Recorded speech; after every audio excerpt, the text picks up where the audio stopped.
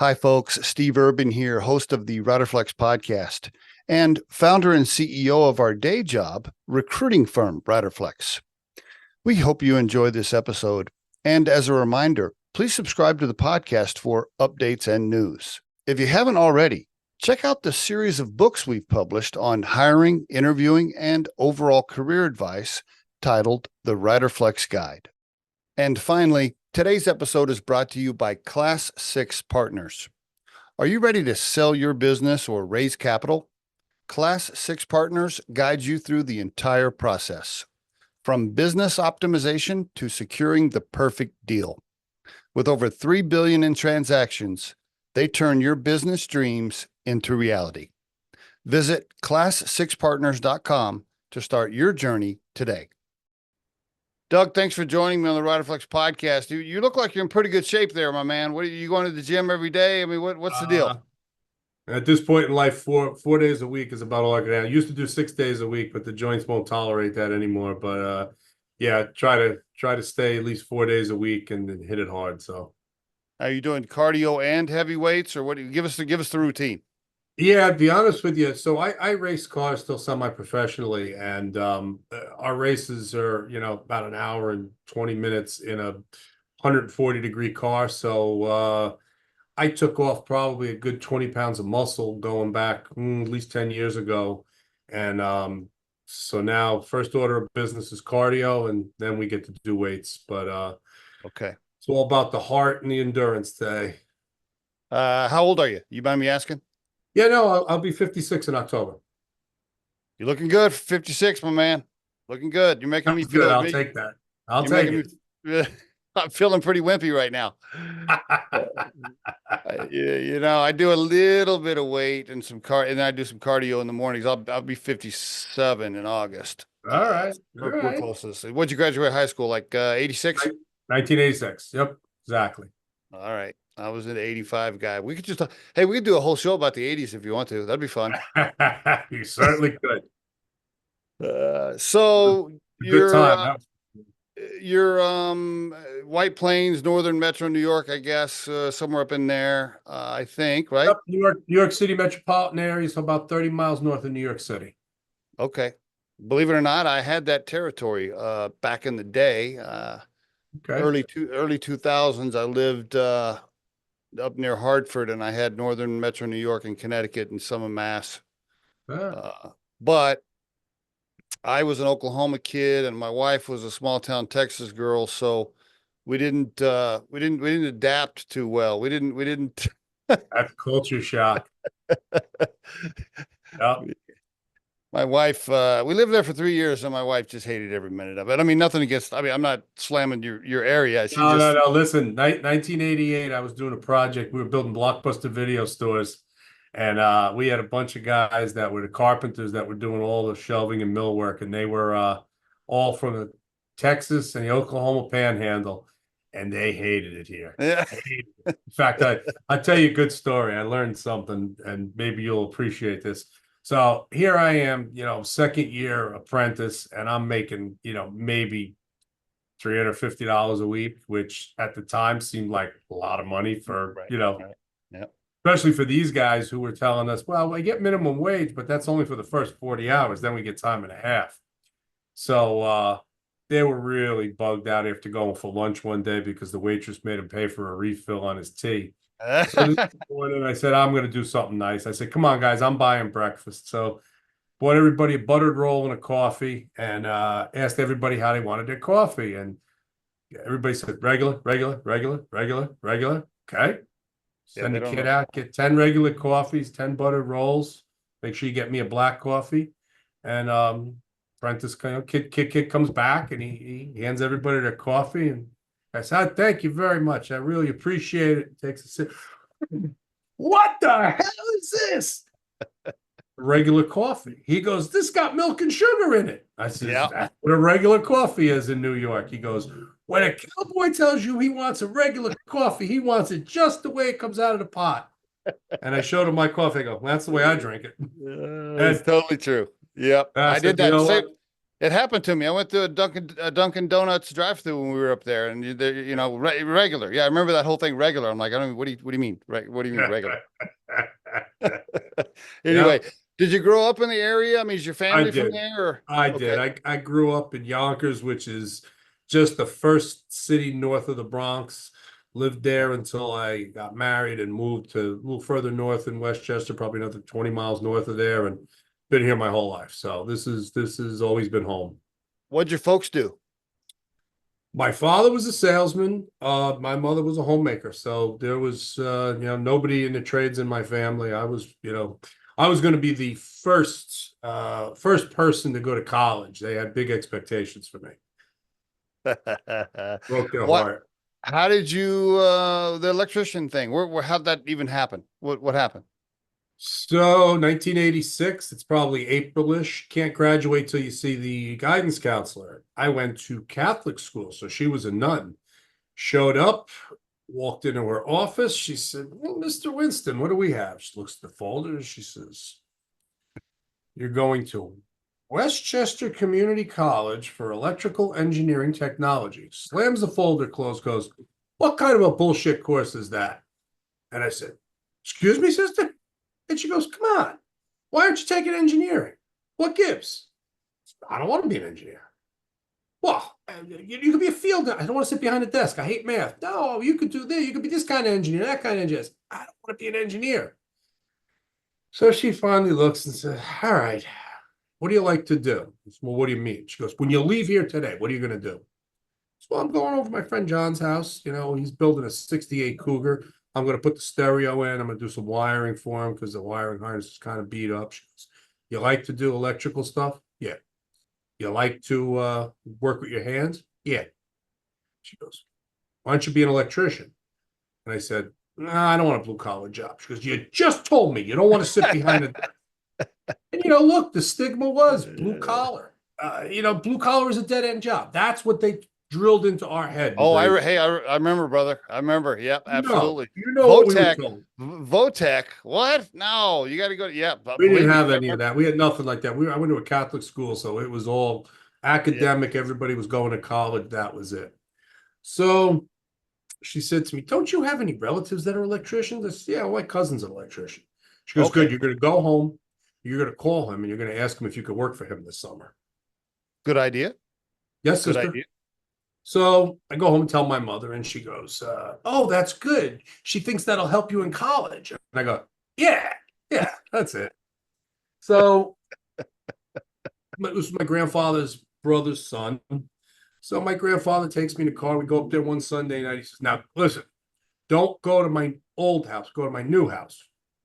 "What do you mean? You got the new house, the house you built in Tuckahoe?" "No, that's the old house. I just built a new house in Scarsdale." Now, Scarsdale, for those of you who don't know, is like the Beverly Hills of New York. It's the second most expensive zip code in New York, and I think in the country, it's right up there. Okay. So I'm kind of thinking to myself, Scarsdale, what's going on here? I pull up, brand new house, 3,000 square foot center hall colonial, come in, look around. He goes, "What do you Nice. think?" "It's nice." And he goes, "I got no mortgage." Oh, Now, mind you, the guy's 32 years old at this point. And I'm wow. like, "What?" And he goes, "Yeah, I have no mortgage." I'm like, "How did you do that?" "Well, I bought this property for cash and it had a house on two lots. I knocked the house down. I subdivided the property. I sold off the other lot, sold my house that I built in Tuckahoe. I got no mortgage." Sweet. Nice move. And I'm like, Nice I, move. I guess you can make money as an electrician. So now I'm all ears. Tell me, what does an electrician Yeah. do? What? Yeah. What? Let's And talk about it. basically, listen, we talked about the means and methods and everything that we do, what a normal day would look like. And I was like, "Yeah, sign me up. I'm in for this." And I walked out of there that day and I decided not that I was going to be an electrician, but that I was going to be an electrical contractor. That's what I wanted to do. It appealed to my entrepreneurial side. It appealed to the fact that I was going to work with my hands and that I could prove and demonstrate that, hey, look, don't tell me I can't make money doing this. Look at Al. Al's making money doing this. Exactly. So, so I started on that day 38 years ago, and It was probably just about, it probably was about the first week of August. And no looking back. I set a list of goals that night. I walked out of there and I said, I'm going to get my electrical license by the time I'm 25, and I'm going to build a house by the time I'm 30. And then I went out and executed on that. So That's awesome. So you've been an entrepreneur and a business owner since you were 19, basically running your own. well, no, I was I wasn't even 18 yet when I started working for him, but I worked for him for several years, probably about I see. 5, 6 years. I Worked see. for another company for a year, and then I was ready to open my own business. I took my licensing exam Okay. and opened up a business. So I've been in business for 31 years. Congratulations. What's the M? What's the M stand for? D and M. I figure the D's for Doug. What's the M? Yeah, D's for Doug. So M was for Mike. Mike was my partner when we opened up the business, and Mike was a little older than me, had a little more experience, and he had a truck with some tools, and we used to work together, and we used to get a lot of work done when we worked together. And I said, maybe be a good partner. Maybe not trying to go at this thing alone. And we were partners for probably the better part of about 2 years. And I'll never forget, friend of the family who was a business owner looked at me and he says, "Why do you have a partner?" And I'm getting married soon. When I go away on my honeymoon, he's going to take care of this. I don't have to worry about anything. And I do this, he does. And he's nodding his head, and he looks at me and he goes, "If 1 and 1 doesn't equal 3, you can do half as bad alone." And I was like, "That's funny. That's funny." That's a good. About 2 years later, I knew exactly what he meant, and I ended up buying it out, bought Mike out, and it's been the running joke amongst the crew at D&M is Doug and the Misfits. So I'm sure. Now, I'm sure way back then, 20 something years ago, you thought about changing the name a few times, didn't you? I, Probably. I did. I wanted to change the name, but part of me was afraid that people would look and think I went out of business and bankrupt and I see. screwed people for money. That was my big fear. My reputation and integrity was worth more than not having a name that I liked. And then at some point we just got to, that's it. We're not going to change the name. We've been doing Yeah. this for so long, and that's it. Yeah. And who's on the cap table now? Are you 100% owner? Do you have investors, partners? What's up? We have a couple minority shareholders, but I still own 80% of the company. And those minority shareholders are family, or you had to raise cash at some point for some reason. What's the story? No, we had longtime employees that were key personnel that were part of our succession planning, and it Nice. just made sense to bring them in and make sure that they were always here. And that was a part of my succession planning when I, Good. had Yep. a young daughter in high school, because the thought of me not being here and how does a business keep running, I had to think about that. And for me, the easiest way to achieve succession planning was to give away a little piece of the pie and make sure that there were people in place that were able to run things if, God forbid, I wasn't here anymore.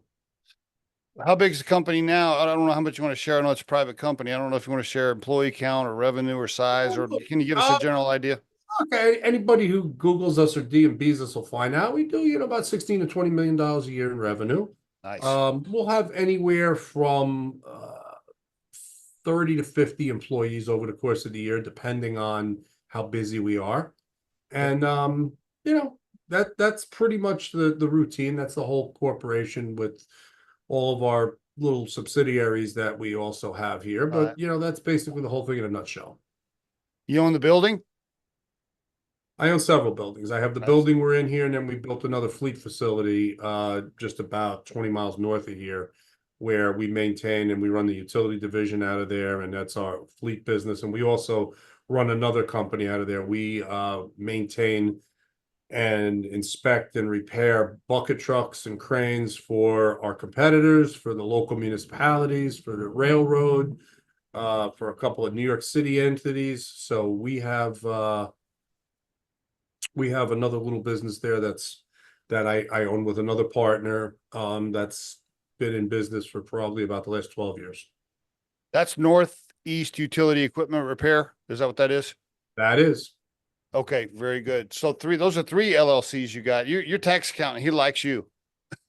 Yeah, we got a lot more than that between the real estate entities. Yeah, my accountants like me a lot, but you know what? I like we work well together and a good when I went in business, I was told make sure you have a good accountant and a good attorney. And you Yes. know what? I do have a good attorney, but I've never used them.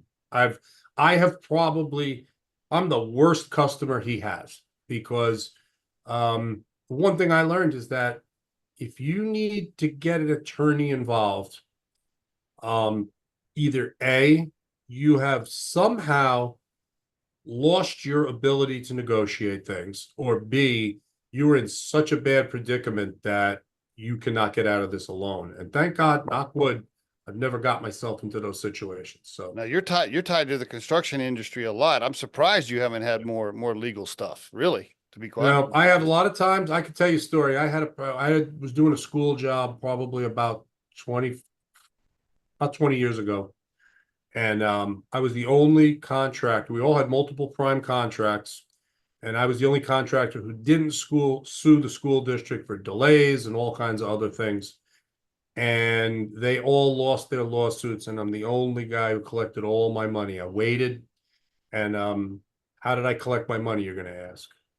So I waited till the very end of the job, and then I waited another 6 months, and then I waited a few more months, and it was right before the school board elections, and I went to the school board meeting, and I stood up and I said, I want to know, I've been on this project, it's been finished, you've had beneficial use of the building. How come I haven't been paid? And the guy running for school board pounded his fist and said, I'm going to look into this tomorrow, and I'm going to make sure you get paid. And guess what? I got paid every dollar, and everything that was in dispute, they paid without even talking about it. How about that? How about that? You didn't have to send Bruno or anybody. You didn't have to. Nope, not in that case. But hey, I don't send anybody. I'm the only guy who collects money. Well, yeah, you're a big enough guy. You don't need to send anybody else. All you got to do is knock on the door and they just write the check. Yeah, I could tell you some stories, but probably not here. So I got some stories I could tell you. I figured. I figured. My sons are in business too. So Riderflex, so beyond the podcast, we own a staffing and recruiting firm. So that's our business. And then I also own a home services business with a partner.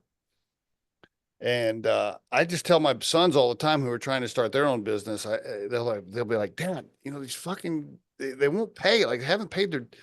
When should I send them to collections? I can't get these fucking. And my youngest son, the other day he calls, he's like, does everybody pay late? And I said, Yep. unfortunately, the vast majority of your clients in the service business are going to pay late. They're going to pay slow. It's just. You're going to need to develop a close relationship with your banker. You're going to watch the interest rates closely, and you're going to learn the pain of having a line of credit and how that interest just compounds and how your bank is now your partner. Yes. But you know what? Yes. It's a necessary evil. And once you swallow it and understand it and work with it, then you can move on and grow and expand. Yep. Yeah, absolutely right. No, you're absolutely right. Uh, Before I'm going to come back to the business, but let me ask you about your family. So you got kid, you mentioned one daughter. How many kids, married? I have one daughter. Yeah, one daughter, 26 years old, getting married next year. No grandkids. No, she's getting married next year. Okay. And then what about you? Wife, married, long time, Yep. single? What's up? Yep. What's up? Yeah, no, married for 28 years. 20. 28, 29. Yeah, I better get that right. 29. You met her. So that's man. You got married when you were what? 20, you were what? How old were you? 21? 25, about Oh, 20, 25. 26, maybe out there. Yeah, about 26. Was she like a high school sweetheart? What's the story? Give us the story. No, not at all. No, that was met in a bar. We dated for a while, and then we got married. So No interesting. Okay. I didn't know if you had no something. interesting story, really, to be honest with you. No. She's from the area. Yeah. Yep. Yep. Okay. So is your daughter involved in the business or any other family members? Not No. at all. So when my wife, when we first got married, she was working in a bank making peanuts, and I said, you know what? I'll pay you more than they pay you, and you'll be more valuable to me. So she came to work for me, and the plan was she was going to work until she got pregnant. And that point, that was going to be, she had 9 months to train somebody to be her replacement. Unfortunately, that didn't work. She said, no, I'm going to come back after. My mother will watch the baby, and I can do that. And then it lasted a couple of months, and it was, all right, start all over. So it was one of those things. It was fine, but it was okay. I was fine with that. My daughter, I insisted that she was going to work here in the summer for 2 years before I would buy her a car. So when she was 15 and 16, those 2 summers she worked here, and she said to me, it was the best thing I ever did. And I said, why? She said, because I learned I wanted nothing to do with your business. And I said, okay. So she's in healthcare. She's a nurse, and Ah, she likes what she does. She makes money doing it, and that's all that matters. She's happy with her career. So, this I did. son-in-law you're about to have you approve. I guess you're okay with it. Yep, yep. Great guy. He's a nurse as well. They comes from a great family. I have nothing bad to say. I'm very lucky. I am just gonna take a guess and think when your daughter used to bring boys home to introduce them to you, I She bet they never were brought, scared. she They were never probably brought, scared to death. she never brought any guys home. There was always, I'm going out with my friends, and she would take her car and meet him somewhere else. She would never. And she probably dated him for close to a year before she brought him home. Is that So, right? yeah. Yeah. Yeah. I'm just guessing you're a little bit type A. Just a wee bit. Just Just a bit. it's pretty good. Um, so real quick for the listeners, then I want to ask you about trade skills. I want to get into a broader topic on trade skills, but for the listeners, I Yep. want to mention your website and so forth. So, I'm guessing you just do that area, or how far is your reach for your clients? Depends on what genre of work we're talking about. So, our for most of our electrical work where we're employing electricians, we're working in the New York metropolitan area right around where we are. Okay. Now, our linemen who do our utility work, okay, those are the guys in the bucket trucks. So if we got a hurricane in Florida, you'll see our trucks heading down that way. We'll work anywhere in the Northeast doing some of the different scopes we do, whether it's, installing utility poles or, building solar farms or street lighting. So those we're more of a regional company, but Okay. it depends on the scope. So we can do some things nationally, some things regionally, but most things are done locally. Do your linemen live in the area? Just curious. Not really. Most of our linemen are travelers. They a lot of them live Pennsylvania, upstate New York. A lot of them will come in, they'll stay here Monday to Thursday and then head home on Friday night and come back on late Sunday night or early Monday morning. Okay. dmelectrical.com is for the electrical contracting company. What are the other websites? You want to mention those? We have Nuquip, NUEQIP is Nuquip is Northeast Utility Equipment Repair. That's our website for that. And I think at the present time, D&M Utility just takes you to D&M Electrical because we kind of decide whether we wanted a separate identity or keep it all under the same parent company. So for now, nothing really unique there. Okay. Is it all, where's the bulk of your business? Is it commercial? The bulk of our business is in New York State. Oh, the bulk, the type of work. You mean who's our customer? Who's the end user? Yeah. Yeah. What's the bulk of your, go ahead. We work for municipalities. We work for private entities. We work for railroads. We'll work for, any type of investor-owned utility at times. So it's very, very broad. We may be doing work for industrial clients, for pharmaceutical manufacturing industry. We do a lot of work.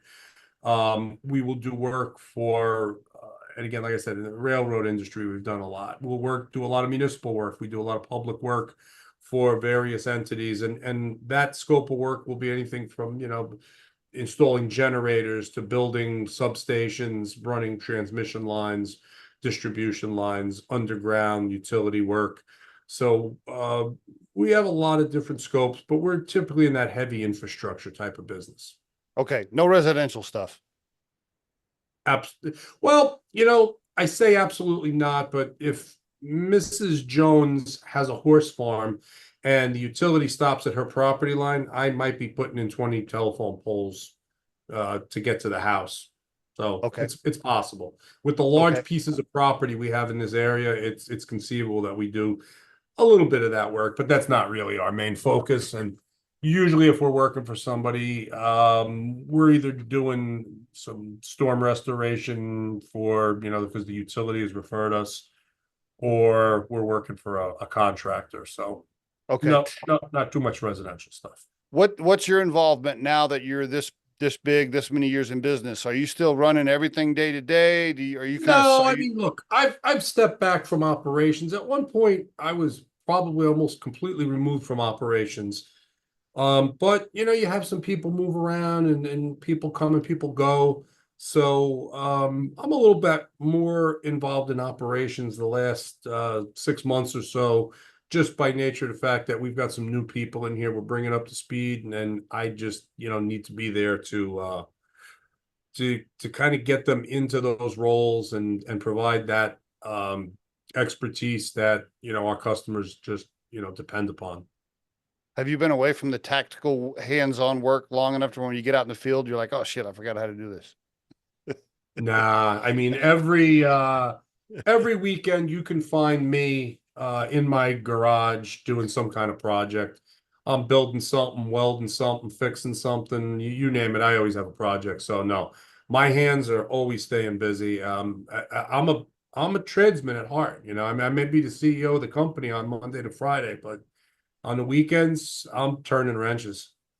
Speaking of the weekends, tell me about this racing thing. Yeah, tell me a little bit about it. Is it still going on? Or are you retired Sure. from it? Tell me about the racing. Yeah. No, no, no, no, no. I'm still racing. Absolutely. I raced in the Pirelli Trans Am series. So, Trans Am is the longest running road race series in America, started in 1966. The Pontiac Trans Am is named after that race series. So just a little bit of trivia. And a lot of famous people have come through that series, and we still have a lot of pro drivers, mostly younger ones on their way up and older ones on their way down. So it's kind of a stopping point, in either direction, but nonetheless, great competitive series. I've been racing in for this is probably my sixth season. I did a lot of club racing with SCCA and NASA, which was your amateur organizations where you did that. I did that for probably the better part of about 15 years. And then my teammate, who's a young guy, he's 34 years old, owns a race shop. He said to me, I'm going to race in Trans Am next year. And I said, whoa, that's a pro series. You sure you're ready for that? And he said, yeah, I think I'm ready. And got me thinking. And I said, well, maybe I'll rent a car and see if I can handle it. If I can at least place maybe, somewhere in the middle, maybe I'll buy a car and I'll come with you. So I did my first race at Watkins Glen in September of 2019. I finished 16th out of 30 cars. And I said, well, that's the middle. Okay, what the heck? I'm only going to get better. And well, yeah, I did get faster, but so did everybody else. But we they have two different class. I race in the TA2, which is a class of about a 530 horsepower car, 2,800 pounds, pretty fast and very competitive. But they've broken the series up into pro and pro am. So I'm a pro am driver. Obviously, I don't make my living full time racing. Definitely not.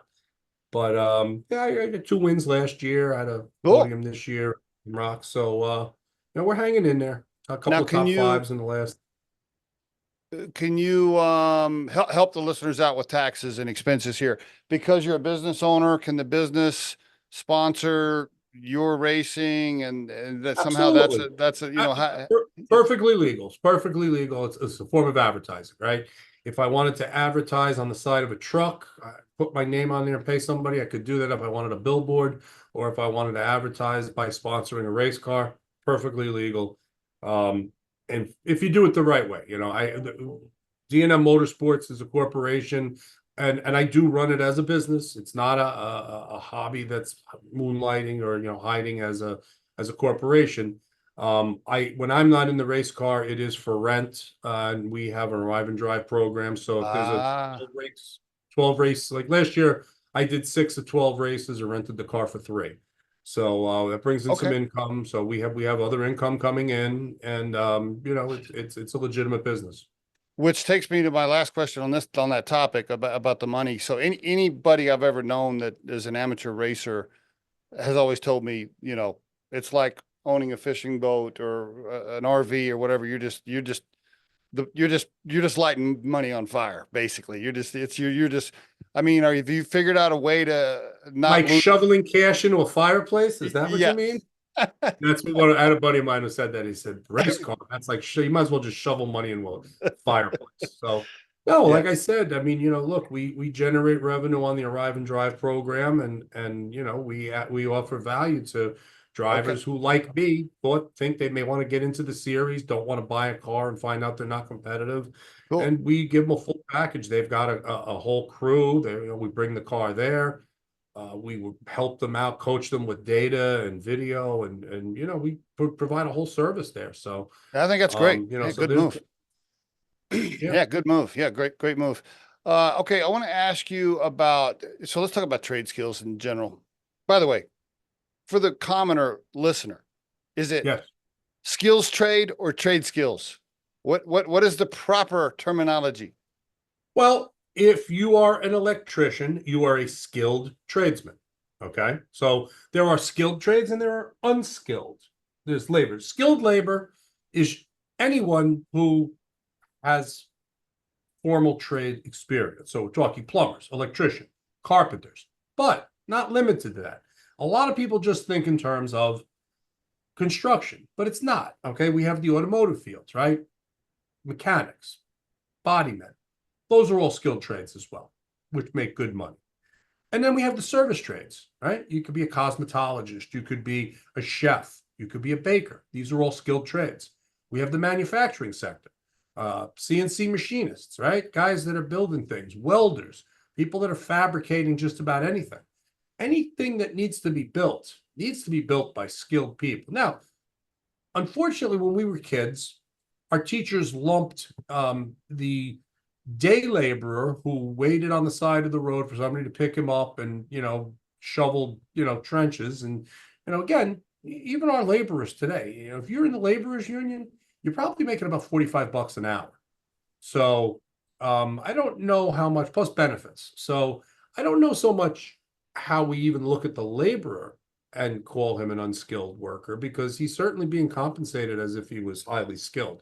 And for the most part, he is. He can use a tape measure, and he understands the means and methods of his work. But we were taught that manual labor is beneath us as an American, and we can go to college, and we're going to be we don't want to be a grease monkey or a plumber who pulls turds out of a toilet, or any of the other analogies that teachers used to try to basically vilify the skilled trades. And that's what we've done in this country. It's a horrible thing. And that's why I became involved with Bring Back the Trades, which is a skilled trades advocacy group that I do a tremendous amount of work with. I'm on their board of directors, and we're out there to spread the word that, there is a shortage of skilled tradespeople. There is money to be made. Yes. It is the easiest pathway to entrepreneurialism, and it is not by any means to be vilified, because if we do not continue training, recruiting, and employing tradesmen, then you have no roads to drive on, you have no building to sit in, you have no home to come to. Somebody builds these things. AI is not building all the things that we utilize. Somebody needs to get the electricity for you to charge your iPhone, right? Yeah. Your data center, if without the power that runs your data center, well, your IT people aren't very useful. So I've seen so first of all, I'm in the recruiting and staffing business, so I am well aware of everything you just said about the shortage of skilled tradesmen. I mean, it's crazy, and I'm sure, I think you're probably a Mike Rowe fan, right? We are doing an event with Mike Rowe in New Hampshire on November 15th. He will be at our Bring Back the Trades event. Very cool. He has got some stats and stuff. He's been on lots of interviews lately where he's throwing out stats about the shortage and everything you're saying. Absolutely. I couldn't agree more, and you were saying, you were talking about all the benefits of being a tradesman just now. The one word I want to add to your list is right now, it's the safe place to be, because safe as in your job is more secure than it is if you're a person working on one of these keyboards. Sure, Because sure. AI is not going to take away your electrician job. AI yeah, is not going to right, take away your lineman right, job. right. That's a fact, you Yeah. know. Don't talk to me, don't tell me about robots. I like to see these videos, and they show me these video of a robot slamming a sledgehammer, knocking down a wall. And I said, that's good. How long is that before he needs to be recharged? Because he ain't doing that all day long on a single charge. Yeah. You got to Yeah. do that maybe for about 15 minutes, because I could tell you there's no battery in there that's big enough to run all day. No, it's the white collar job. It's the man. I was listening to a really good interview. I think it was the founder of, maybe it was the founder of LinkedIn, was being interviewed by maybe Rogan or somebody. I can't remember, but Okay. he was saying, he's like, this is about a year ago. He was saying, isn't it interesting? The white collar jobs were supposedly the great secure jobs, and the blue Right, collar jobs weren't. right. And now the blue collar jobs are safe, and all the white collar jobs are getting laid off and scared of getting replaced by AI. And we've just flipped Yep. that whole thing. Yep. Yeah, well, It's I don't know so much. Yeah, I guess, I mean, from that respect, yes, we definitely flipped it. We definitely flipped it in that respect. And I don't know if that's moving the needle, but there's definitely a movement. And I think between parents realizing the cost of college, the Yep. lack of benefit. I mean, I hate to say it, but when we interview kids that have graduated from college, they are unprepared for the workforce. That's the truth. Yes, totally. So, you know, and it's a Ponzi scam. Like, wow, a bachelor's degree is nothing. You have to get, you need your postgraduate. No, listen, you need experience. If you tell me you're going to college for engineering, well, I want to know, where did you intern in the summer? Well, I Yeah. didn't work as an intern. Then you know what? Then you don't know shit. It's it. You think you know something, but you don't know Yeah. anything. And do we really need I mean, with ChatGPT and Gemini and all these large language models, should kids even be going to college, Doug? Well, look, here's my thought process. Okay. If you go back to the 1970s, high school was intended to ready you for the workforce, and a very select few that were going on to professional endeavors like doctor, lawyer, engineer, they were being prepared for a college track. That's when college was special. When everybody goes to college, there's nothing special about it. It's simply evidence that we've failed the educational system, and it's by design. It's a Ponzi scam. We go in freshman year of high school. What do? We do a review of everything we learned in grade school and get us back up to speed. And then our sophomore year, we start talking about, well, you got to start thinking about college entrance exams. And then all of your junior year is emphasis is on, oh, the SATs, the ACTs, you got to get your number up. Oh, you'll take it again. All of this. No, you got to get a tutor to get your scores up. And for what? To get into a college to be told that, well, that bachelor's degree is not worth anything. You need postgraduate. So it's a Ponzi scam. We continually are pushing kids down the road, teaching them nothing, not preparing them for the workforce. And in essence, educators are lining their pockets. Colleges with these disgusting endowments, and personally, and I'm sure I'll piss off a lot of people, but I find college to have a very cult-like mentality with the give money to your alma mater. And I mean, the amount of money that's raised in these endowments, to me, it's like a cult.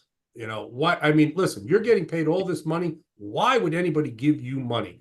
Well, so you can continue your power, continue this Ponzi scam you've been running. So I I think don't the know, maybe. scam, I think, like going back to my note about the large language models and things like ChatGPT, I think the scam is almost up, because now Yeah, I think there's a lot. I mean, look, COVID shined the light on what kids are being educated or lack of educated on. They're being yeah, indoctrinated. And a lot of parents are saying, well, wait a second, what the hell is my kid doing in school? right. And, The bigger problem I think we have is that we don't actually find out what it is kids are interested in. We force them to learn things that they have no interest in, force them to get a tutor. And I hear parents all the time, oh, I have to get little Johnny a tutor, otherwise he won't get into the college of his choice. So he gets into the college of his choice, and now he's a blundering idiot. You got him a tutor so he could memorize things like a parrot. And now he goes to school. He has no interest in anything he's doing. And now he's in your basement working at Starbucks. So let's maybe refigure this whole equation and say, why don't we change the way we do things in high school? Maybe what we do is let's start in middle school and start exposing kids to careers. Let's let them learn. What does a doctor do? What does a lawyer do? What does an engineer do? What does an electrician do? What does a plumber do? What does a chef or a baker? How much do these people make? Then by the time you get them to high school in their freshman year, put them through a couple of exploratories. Can they say, I'm really interested in engineering, but maybe I'd like to be a doctor, or I know I want to do something. I'd really like to be maybe a plumber, but I don't know, maybe a mechanical engineer is something I want to do. Let them examine the two tracks. Let them spend some time. And then for the next 3 years, let's either prepare them for the workforce or prepare them for the college they need for that career. Have you thought about being on the school board or running for office? No, that probably wouldn't go work well. What? Why not? You'd be great. You'd be great. Why Not not? where I live. Not where I live. It's not going to work. So, yeah, it's You mean you wouldn't be fine with kids coming to class dressed as a cat and all that stuff? Is that what you would? that's not going to work for me. So I'm not. Teachers union will have a big target on my back. I'm guessing you're not the most politically correct guy. You just say whatever what needs to be said. Not in the least. Which, by the way, listen, politically correct means I am hypersensitive, so you must forfeit your freedom of speech. That's what politically correct means. Bingo. Perfect definition. Couldn't agree more. That's it. So I don't subscribe to that. Doug, do you remember in the 80s? I don't remember anybody worried about my feelings. No. I remember we laughed at books like Totally Tasteless Jokes. And I remember being in high school and I'm showing my friend a joke in the book and he's crying. He's laughing so hard. And the teacher ripping the book out of his hand. And he just goes like this and he points to it and she reads it. She bursts out laughing and she goes, I'll give you this back after class. I want to go show one of the other teachers. That was my memories of school. I need to have you back on the show. I'm almost out of time here, but I'm gonna gotta have you back on the show because I want to do a whole episode with you in particular on how we've gotten soft and wimpy as a country. I'd be happy. I'd be happy to. Oh yeah, I'd be happy. How did we get there, Doug? I wake up sometimes. I'll see the news or whatever, and I'll tell my wife. I'll say, "How did we get here? I don't know how we got here. My mind is blown sometimes." Look, we are trying to effeminate our young men so that we basically are neutralizing them so that they are not effective as warriors. Our men are supposed to be warriors. I mean, ideally at this point in life, if we could straighten out the military, I would say mandatory military service for a year at age 18. I'd vote for that. I'd vote for it.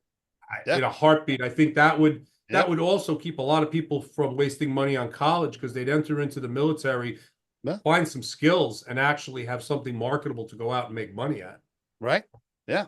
Just like I said, you need to run for office. If you thought you need to, I have to have you back on the show. I like that my skeleton's in the closet.